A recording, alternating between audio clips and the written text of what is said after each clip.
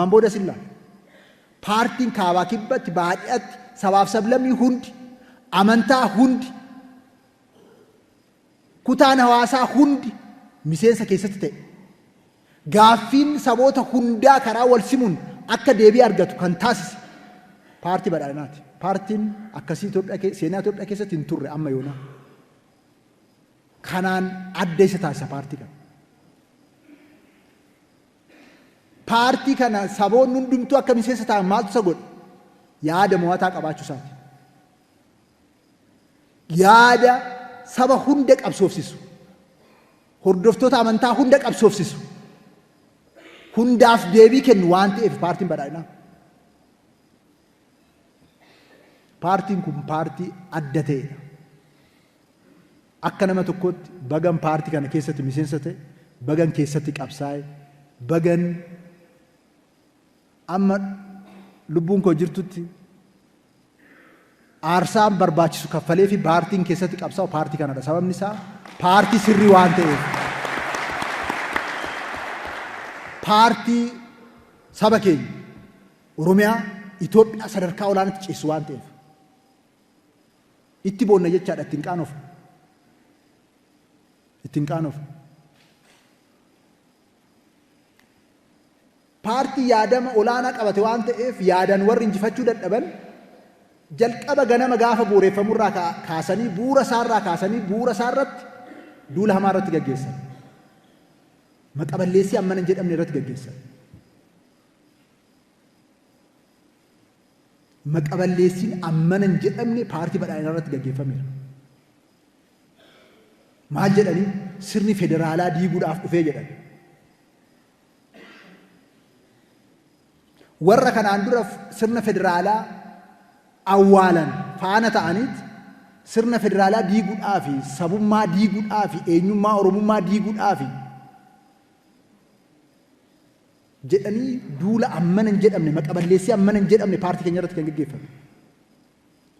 Warri odeessee bulaa saayinsiidhaan xiinxalaan siyaasni beekumsaan akka kan gaggeeffamu hin taane siyaasa shiraa, siyaasa sobaa, siyaasa fakkeessanii buluu, siyaasa uummata burjaajessuu kanaan warri biddeen isaanii godhatan maqaballeessii ammana hin jedhamne paartii keenya irratti kan gaggeessan. Iyyaadattu hundumti keessan waggaa 5 irraa. Paartiin keenya dhugaa waan qabateef sana keessa dhaabbatee injifatee ba'e.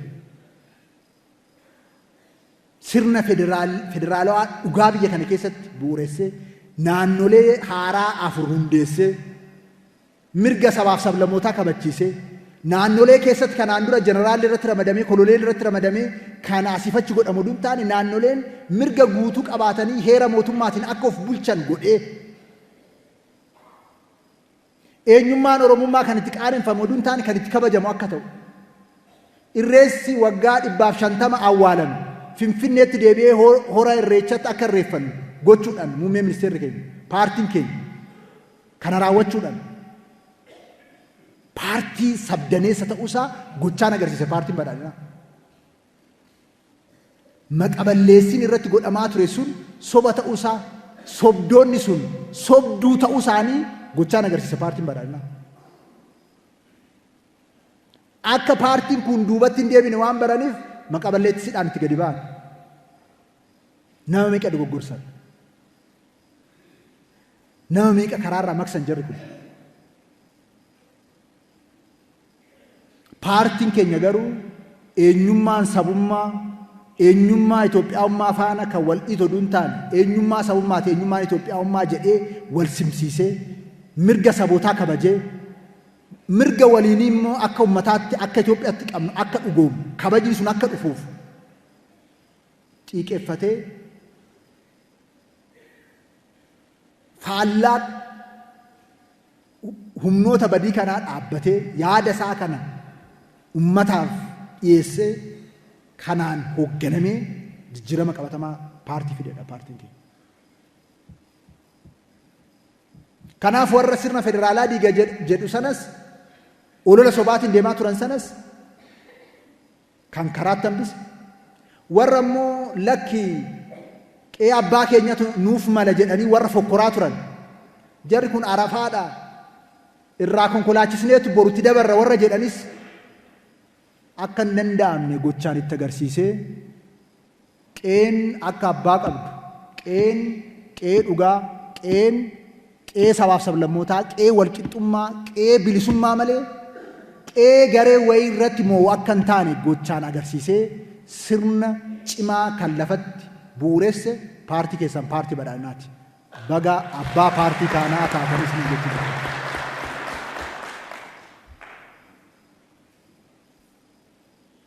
Yaa sabaa maaltu hin godhamne paartii kanarratti?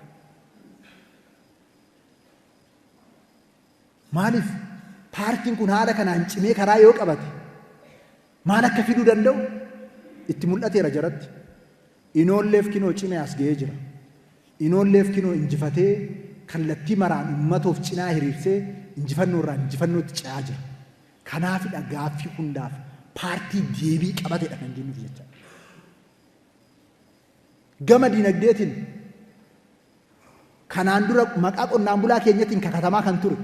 Garuu immoo qonnaan bulaa keenya irratti cunqursaan godhamaa ture irraa mulqee qonnaan bulaan keenya akka qotatu akka hojjetu inisheetivoota adda addaatiin tarkaanfilee adda addaatiin akka deeggaramu isaan immoo hojjetee jiruuf jireenya isaa akka jijjiiramu paartii gochaa dhufedha paartiin keenya. Dhugaatti gartummaan isaa qonnaan bulaadhaaf horsiisee bulaadhaaf akka ta'e gochaa qabatamaadhaan qonnaan mayyeessee kan agarsiisedha. Qe'ee qonnaan bulaa keenyaa tiraaktarri paampiin kan keessaa roorrisu akka ta'u kan godhe paartii badhaadhinaati. Qonnaan bulaa horsiisee bulaan keenya liqii argatu akka liqii argatu kan godhe paartii keenya paartii badhaadhinaati.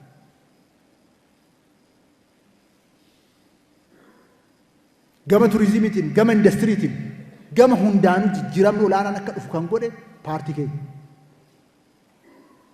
Maalirraa ka'e? Yaadama isaarraa ka'e. Yaadama sana sa'u cichoomee hooggansa cimaadhaan gadi taa'ee jijjiirama olaanaa fiduudha. Kanaan waan masakamee deemee fidha jijjiirama olaanaa kan fideef. Paartiin kun hooggansa cimaa sadarkaa hundatti kenneen jijjiiramni kun akka dhufu. Taasiseera yeroo jennu jijjiiramoon nama onaa dhufan akka sila jaalleewwan koo kaasan jalqabbiidha.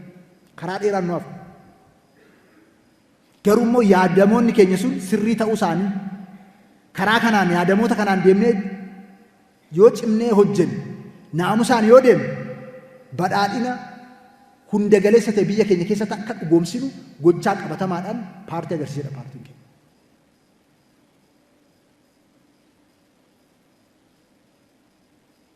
Sabboonummaan Oromummaa haasaadhaan ta'uudhaan utuu hin taane qofa hin taane gochuudhaan akka ta'u gochaan kan ifu akka ta'u qabatamaatti kan agarsiise. Mootummaan naannoo Oromiyaa paartii badhaadhinaan hoogganamu kun waggoottan darban naannichi bilisummaa argatee of hoogganuu jalqabuu isaarraa kan ka'e injifannoowwan hedduu galmeessise. Waggaa 5 dura bajanni mootummaa naannoo Oromiyaa birrii biiliyoona 50 akkas ture. Har'a bajanni mootummaa naannoo Oromiyaa birrii biiliyoona 300 olidha. Birrii biiliyoona 50 biiliyoona 300 olitti kan guddise yaadama paartii keenyaati. Warri tokko tokko waanuma saamnee finnee itti fakkaata. Warri nu saamaa turan. Amma kan ta'e maaliin seetan? Saamichatu nurraa dhaabbate. Tokkoffaa. Lammaffaa waan keenya irratti immoo yaadnee bilisummaadhaan yaadama ida'amuu keessatti akka hojjennu bilisummaa arganna. Sadaffaa kan dhufe sana immoo misooma dabalataa waan fidurratti akka dhangalaasu ta'e. Kanuma kan ta'e. Kana ka maaltu godhe? Paartii badhaadhinaa godhe. Kanaan dura lafa Oromiyaa keessa jiru iddoo ta'e nama wayitu taa'ee nama keenya duukaa dhaabbatee horfaa bahe. Amma harki tokkoyyuu luuxee dhufee Oromiyaa keessa horfuu danda'u hin jiru. Nan horfasoo jedhe kutamee achitti hafa jechaadha.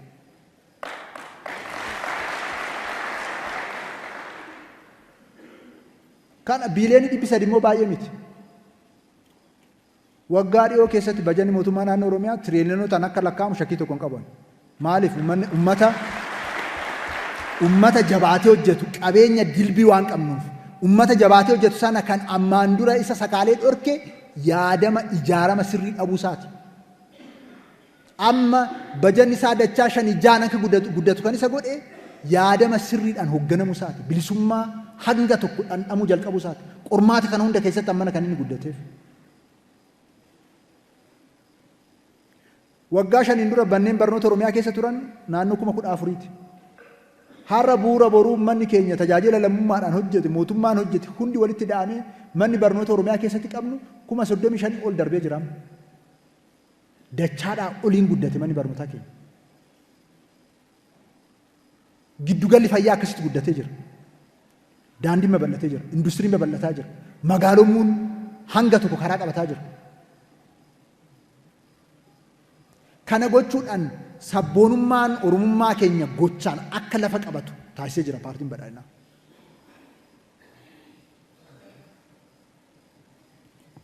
Isa kana qofaan oduu hin taane sirni cimaan kallattii maraan akka karaa qabatu gochuudhaan ce'umsa olaanaa fiduudhaan kallattii maraan waa hundi akka karaa qabatu gochuu irratti paartiin keenya paartiin badhaadhinaa jijjiirama hagana hin jedhamne kallattii maraan fidaa dhufee jira jechuudha. Kuni injifannoo olaanaadha.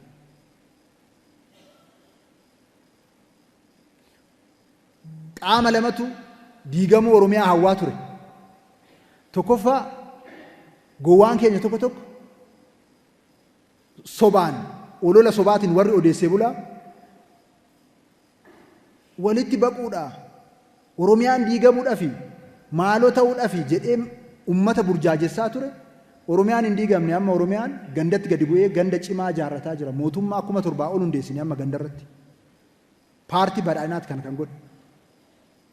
Warri gowwaan tokko tokko immoo Oromiyaa diignet akkuma durii qorqina jedhanii warri hiriiraa ba'an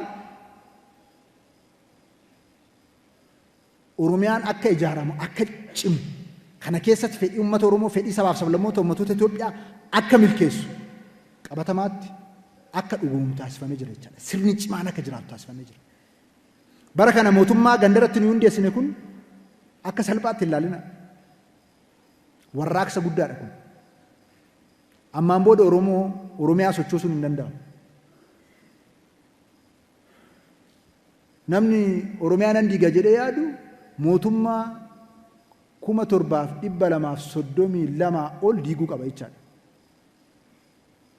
Diiguu miti maqaa isaanii waamuu hin danda'u.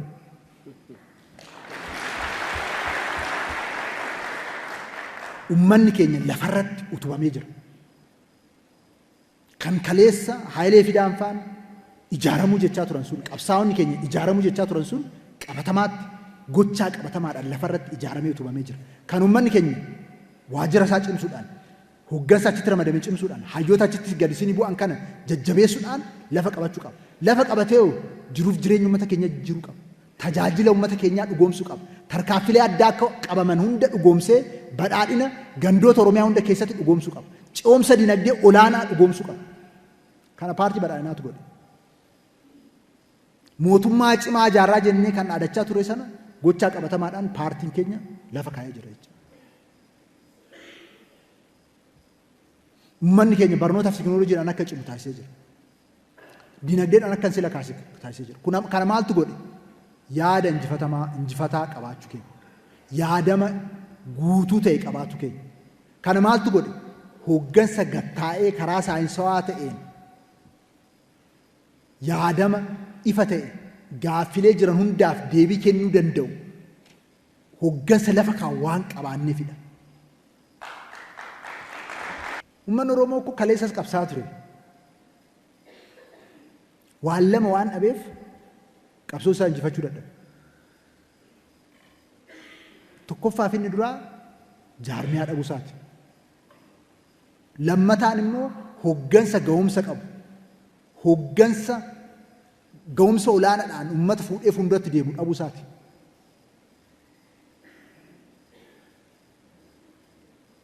Qabsoo hadhaa uummanni keenya gaggeesse waggoottan darbe hoggansi keenya kana lamaan argate. Jaarmiyaa cimaa argate, paartii cimaa argate, paartii badhaadhinaa.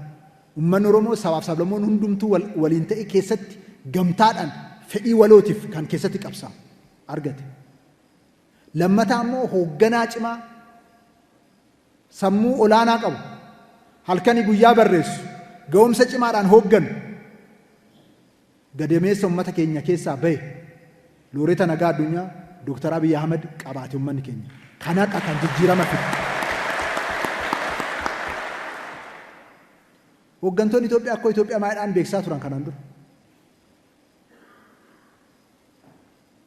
Nuyi waan ittiin hin dhaadanneefi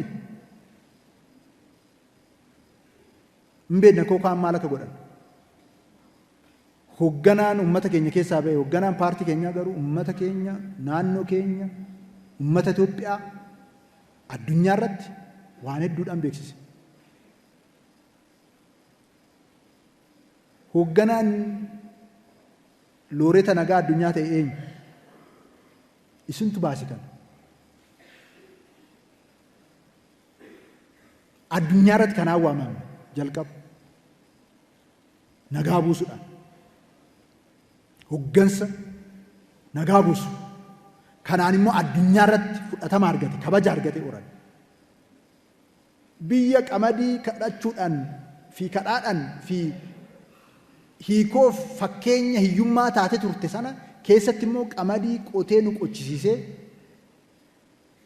yeroo darbe badhaasa addunyaa arganne qamadii oomishuudhaan nyaataan of danda'uudhaan hojii hojjennu. Muummeen keenya kanaan Itoophiyaa kan beeksisan. Muka muranii biyya hunda gogiinsa hamaadhaaf, rakkoo qilleensa hamaadhaaf biyya itti saaxilamaa turte keessatti harka isaanii dachaafatanii dhoqqee bukeessanii uummata faana biqiltuu dhaabuudhaan, uummataaf fakkeenya ta'uudhaan, uummata isaanii sochoosuudhaan, ashaaraa magariisaatiin addunyaa irratti hojii guddaa hojjechuudhaan badhaasa arganne. Kanaan nu waamsan addunyaa irratti. Ulfina kanaan argate uummanni keenya, biyyi keenya. Hooggansa akkasii qabaate uummanni keenya. Humni kun xobbeetti baduu qaba jedhanii waraana bitaaf mirgaan nutti labsanii hoogganaan Itoophiyaa seenaa keessatti dirree waraanatti bobba'ee waraanee waraansisee gootummaadhaan uummata isaa fuuldura dhaabbatee uummata isaa of cinaa hiriirsee uummanni keenya akka hin salphanne hawwiisaa kun xobbeetti akka hin hafne gochuudhaan injifatee hooggansa agarsiisedha. Hooggansi nuyi qabna. Jarri kun paartii keenya irratti, hooggansa keenya irratti, mootummaa jijjiiramaa kana irratti morri isaan hin morre, maqaballeessiin isaan hin gaggeessine hin jiru. Garuu otuma mortuun mortuu, hortuun hortaa akkuma jedhamu sana hooggansi keenya, paartiin keenya horaa injifataa, jijjiirama olaanaa fidaa, biyya keenya hiyyummaa keessaa baasa sadarkaa olaanaatti ceesaa jira jechuudha. Miseensa BRICS ta'uun, iddoo akkanaa ga'uun, Itoophiyaa sadarkaa kanatti waamsa har'a waan keessa jirruuf salphaa fakkaata. Dhaloonni bara baraaf garuu kana yaadachaa galateeffachaa jiraata. Hooggansi keessan, paartiin keessan kana uummanni keenya kana argate. Kana argachuu isaatiin jijjiiramni kun kan dhufeef. So waggaa 5 kana keessatti injifannoowwan hagana hin jedhamne arganneerra. Qormaatilee hedduu keessatti. Qormaatilee kana hiikuu qabna, qabsaa'uu qabna.